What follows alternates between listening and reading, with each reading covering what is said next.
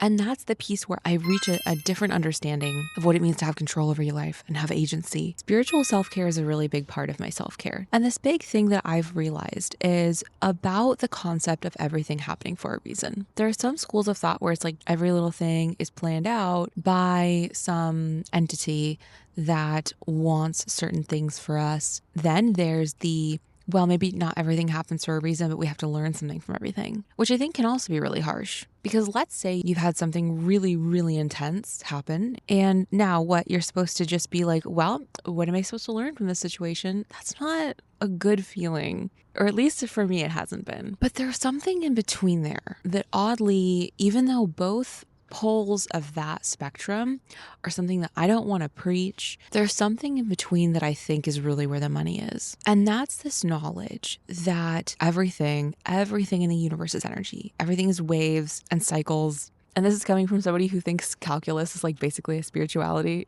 which if you know, you know, tell me in the comments if you know. But there's something in between there where it's like I have an energy and I'm radiating this energy. I'm attracting certain things with my certain energy patterns. So maybe somebody isn't planning this all out for me, but maybe what I do with my energy, not with the things that happen necessarily, not with what am I going to learn from this? It's not like that. We all have our energies. What am I going to do with it? Am I going to create the life that I want? Am I going to farm positivity within my energy space, within my little aura? Am I going to farm anger to plant the seeds for boundless fear?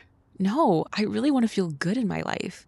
I want to feel joy. I want to feel trust. That's really what's shifted so much of my world. And that's really a piece of self-care that has been life-changing. And you can read about this in like the book Letting Go, for example, from David R. Hawkins. And I hope that as I'm saying all of this, it makes sense to somebody out there, because you are worth self-loving and you're worth having joy in your life. Hard things happen, and I definitely don't deny that. This isn't about spiritual bypassing, which is a big no-no in my world. This is about honoring and respecting what you have, which might be more than you think sometimes. That's a hard thing to realize and believe. It's a daily practice. It's a moment by moment practice. It's a second by second practice, but it's a practice that does get easier. And I think you're worth it. And so I'm sharing this with you. I hope that you can get something out of this. This has been 28 days of self-care we've been sleeping on. Thanks for joining me for day 24 as we talk about owning our energies and a little bit of spirituality. And I hope I see you tomorrow for day 25.